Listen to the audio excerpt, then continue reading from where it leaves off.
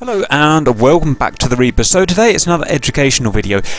We are looking at BVR combat today, but this time based on the use of Fox-1 missiles. So just a real brief recap.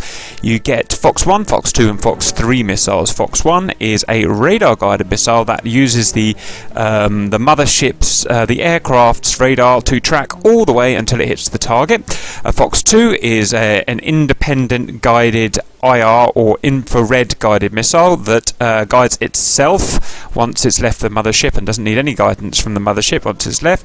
And Fox-3, which is where it's fired, radar guided, is fired from the mothership, guided by the mothership for a few miles, then switches on its own radar and guides itself completely independent from the mothership. So we covered Fox-3 in some good detail last week. I did a couple of videos with the F-15, which is what I call a Fox-3 fighter, i.e. the F-15C is based around the Fox-3 and that's what its tactics are all about. So we went over that. Now we need to look at Fox-1 and Fox-1 based aircraft. So the main one we'll cover is the flanker, the Su-27 and the Su-33 that we can fly. They can carry Fox-2s, but it mainly carries Fox-1s, and hence I call it a Fox-1 based fighter. That's what the majority of its fighting technique is going to be based around. There are other fighters that are based around the Fox-1, the Mirage, and in fact the F-15 can be a Fox-1 fighter if you don't have any Fox-3s available for any reason. So all of the tactics we're going to look at today are should be relevant to the Mirage and the F-15 as well if you're using Fox-1s. This is Cap speaking, and I can't use Fox-1s for shit. I'm a Fox-3 fighter only, so some of my guys have kindly done some videos for me. So what we're going to do, the format is we're going to watch the video, try and talk through it as they go through it, then we're going to study it on the TAC view, the tactical 3D view, and talk about it in a bit more detail, so stand by for that. Right, so let's watch the first fight through. So this is Fortinero, this is our man fighting in an Su-27. We're against another Su-27 with the same loadout. It's controlled by AI set to maximum skill level. They're head-to-head, about 40 miles in between. So why don't we have a quick look around the cockpit. Here is our data link display, or our radar display.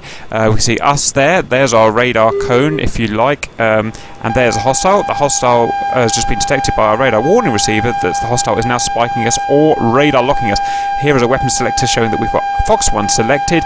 Here is a HUD with all our display. I saw the hostile on there. We're now cranking to the right by the looks of it.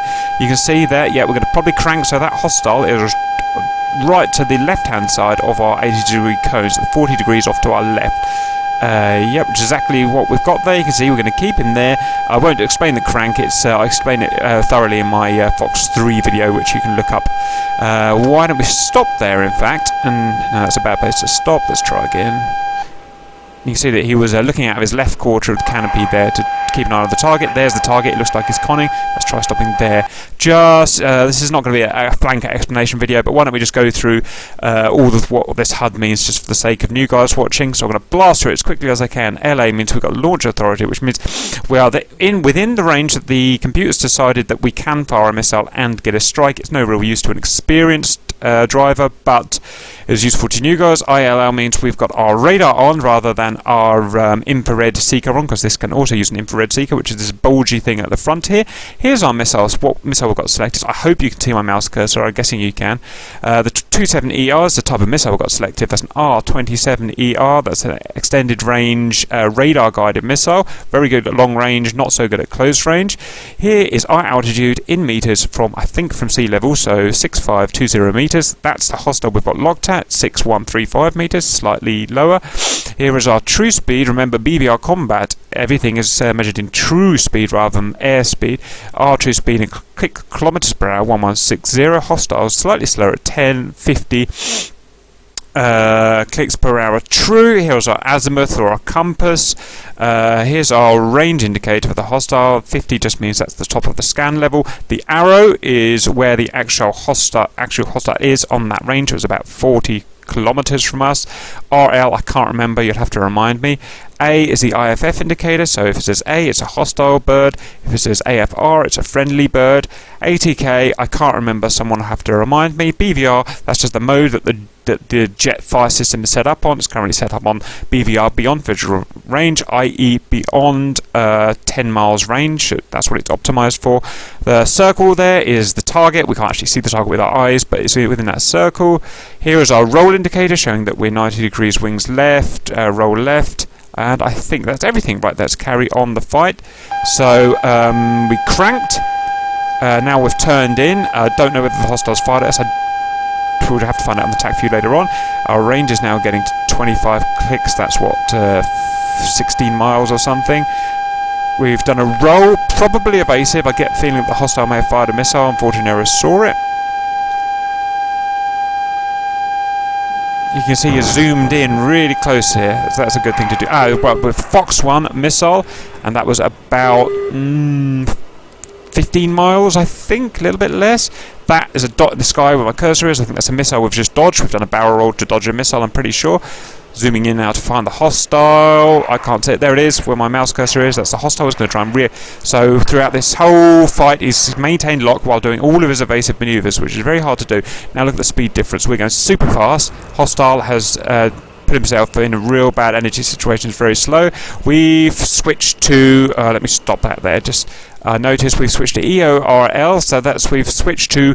From the radar to this seeker here, which is the IR seeker. We're close enough to get an IR lock on the heat signature of that aircraft. I don't know why he's done that. Maybe he'll explain that one day.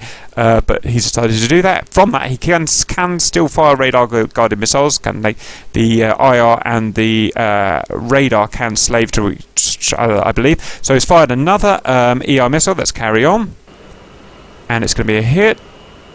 Negative. It's a miss. These ER missiles great at long range, not so good at close range. So we'll carry on watching him. He's won the fight here. He's on the bogey 6, which means the bandit doesn't stand a chance. But we'll watch it through for fun. Within visual range, a couple of miles, and he's fired an R73. That says that's a close range, a bit like a Sidewinder. It's a heat-seeking close range kill missile, and that's the end of the fight. Well done for De Niro. So victory roll, and we're done. Now we're going to go study that in the TAC view. And so we're in the TAC view now, the tactical view now. So let's just explain, because I haven't seen this before. So here's our guy. That's his name for De Niro while he's flying. That's his altitude in feet. We're going to be in feet and knots now, because that's just how I've got it set up. He's at 20,000. 200 means 20,000 feet. 40, that means 400 knots. True speed, yeah, that's true speed. Hostile is exactly the same to make it a fair fight. Is an SU-27, same height, same speed, same loadout. The hostile set to maximum skill. That's the distance between them, the closing speed. That's the red hostiles aspect and bearing. And so let's set it off, shall we? Let's see what we can learn. So, first thing is, both planes, or our plane at least, is going to go full burn. He wants to get as fast as we can, just like the Fox-3 fight. The key is getting as much energy in your shot as possible. So to get that energy, you want to get as fast as you possibly can, which means doing everything you can. Burning, if you've got fuel tanks on, you need to dump your fuel tanks. That's essential. Gaining height, not too much. Going high, like where my mouse cursor is, too high, will actually give you a deficit. Going up high reduces your jet's flight ability and increases a hostile jet's missile ability. Stop it there.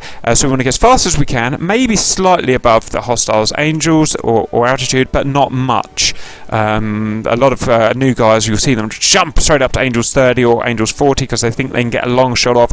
In reality, physics doesn't actually work like that. You really want to keep it at the same level, slightly above, not really below.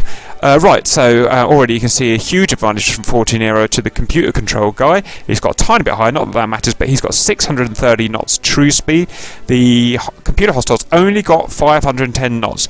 At the end of the day, he's just a computer guy. He's following a set of algorithms. He's not as smart as a human.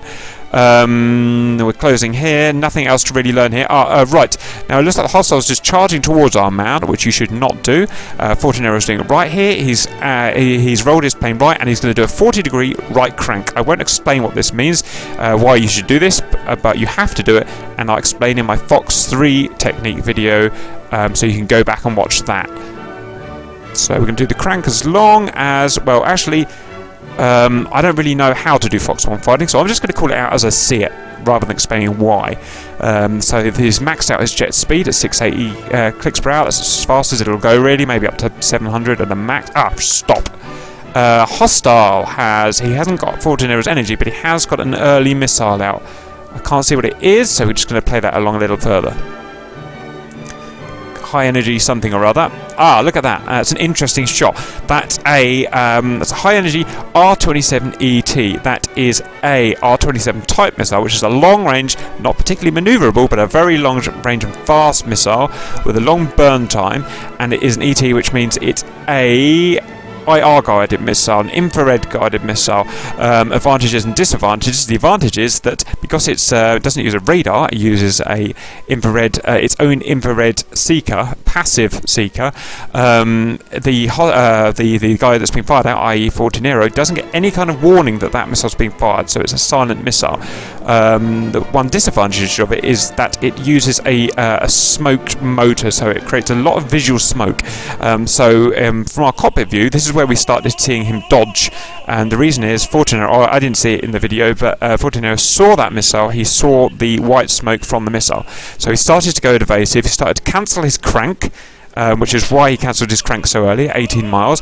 You can see down here, if we try and zoom in, you can see those yellow dots there, as well as spotting the missile. Fortunero's put out lots of not chaff, but flares. He's put lots of flares out to fool the missile, to try and take the missile's attention away from him. As well, you see he's reduced his speed. Now, this might well be that he's reduced his throttle, so that his engines will be less hot, therefore again trying to fool the ET missile seeker. So let's see where we go from there. So what we've learned so far is he's got the crank, but he's cancelled the crank when he's realised that there's a threat, i.e. a missile, and he's acting accordingly. He's changing his plans on the fly. Let's continue.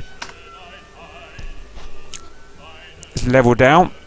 Some more flares there. He's going straight towards the hostile now, so it seems like he's pretty happy that he's beaten that missile. Probably experience will teach him that a missile fired that was over 20 miles with that amount of flares and that amount of adjustment in course will probably beat the missile, so we'll take his word for it.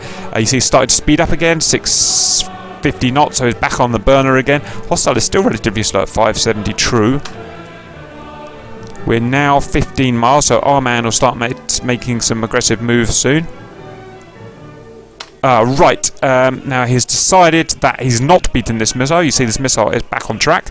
There's no radar warning system to tell him that. He's doing it purely with his eyes by looking at the smoke trail vector, deciding, right, that's still going for me, let's make some more moves. So flares out, and he's going to do he's done a barrel roll. Well, actually, that was just an aileron roll, I think, but it might have been enough to dodge the missile. More flares. You see he's coming off the burners again. He's down to 620 knots true, so he's doing everything he needs to do to dodge this ET missile.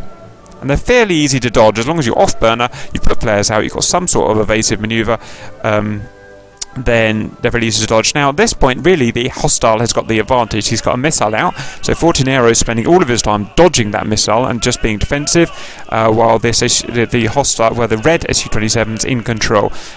So let's see what happens next. You see this ET missile, this is the speed of it, it's down to 500 knots true, so it's scrubbed all that speed.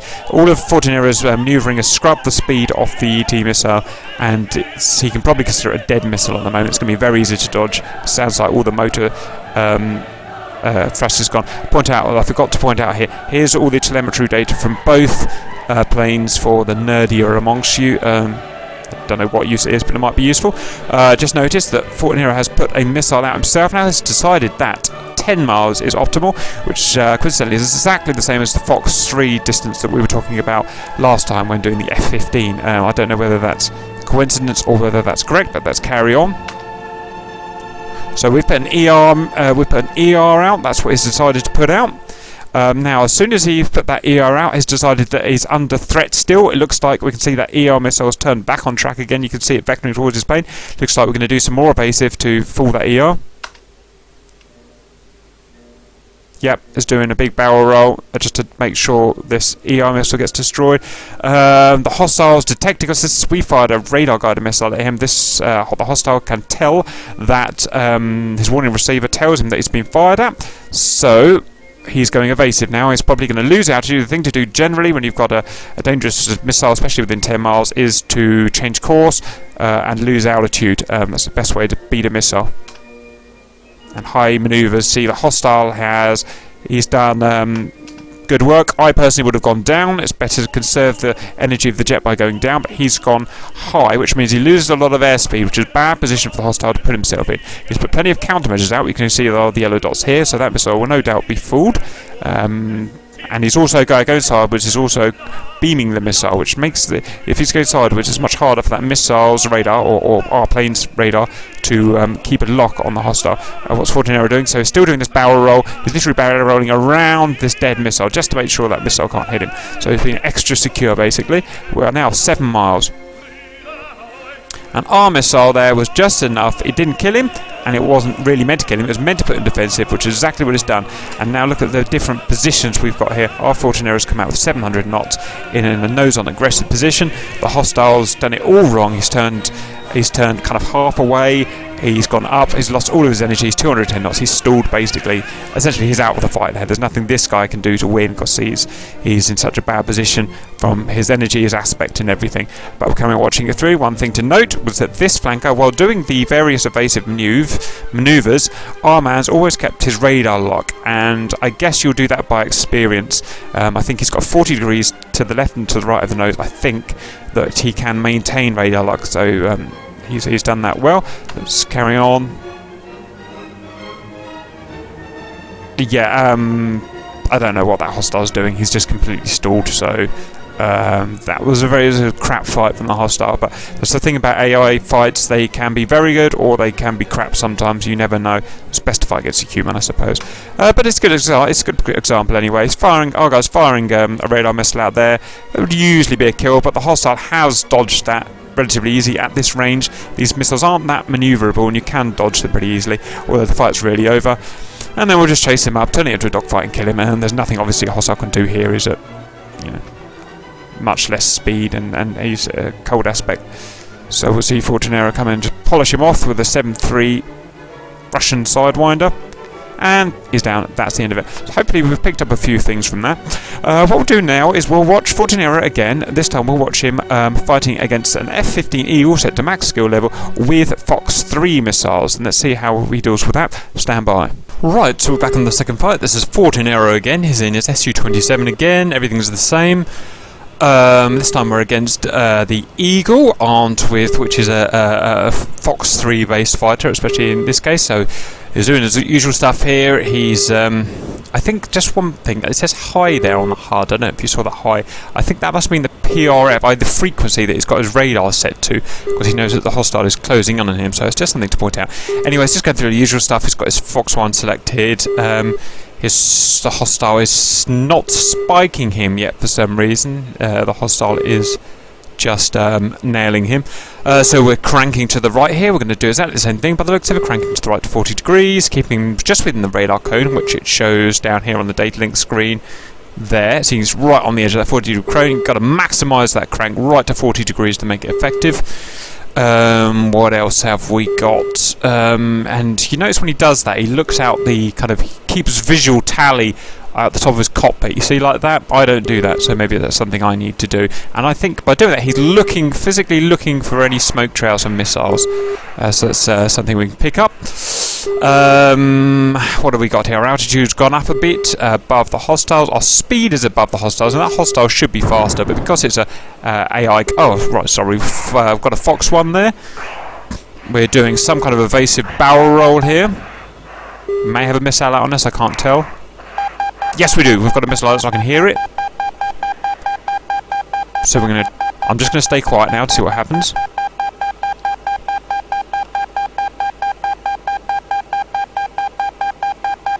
Oh, we've got a splash. We've got a splash. That was unexpected. Well done. Still got a missile after us. Okay, that's the end of that. Let's go and look at that in the TAC view. I'm not really sure what happened, so we'll go and see. Right, so back in the tactical view now. Let's just watch and see what we can learn. So, one thing is that Fortinero is faster than the hostile again. That Eagle should really have dumped his tank, so should be faster. But again, he's not a human. He's just not that, it's not that good at the end of the day. We're also getting a tiny bit of height, but again, we don't want to shoot up into the stratosphere. That would just hinder us. So we've got big energy going, nearly 600 knots true now, 30 miles between us. What we'll probably see is that the hostile will fire a long-range Fox-1, which is the type of thing that a computer control would do. So it looks like it's about 30 miles usually that Fortinero decides to do his crank, and he seems to crank to the right every time for some reason. So that's I don't think that's any reason. I think you can crank to the left or right when it's a one-on-one fight. I should say at this point I haven't made any stipulations, but everything we've got here is relevant to a one-on-one fight where you're roughly the same angels, roughly the same loadout. You know, you're both ready to fight, and you're both roughly of equal dangerousness, i.e. you've both got modern jets. I mean, this is all obvious stuff that I'm saying here, but these tactics aren't something you do when you're fighting an unarmed target, or a target that's running away, or a target that's flanking doesn't see you. So this is specifically a one-on-one head-to-head fight type scenario. That's what this video is about, really. That's all we're explaining. Anyway, so let's carry on. The F-15 is still increasing speed slightly. I get the feeling he's left his fuel tanks on. So this really shows you the difference. When I say dump your fuel tanks in an F-15, this is the difference. Look at that. This guy's 100 knots faster. So, and when you put that into half MV squared, that is a huge energy increase on a missile.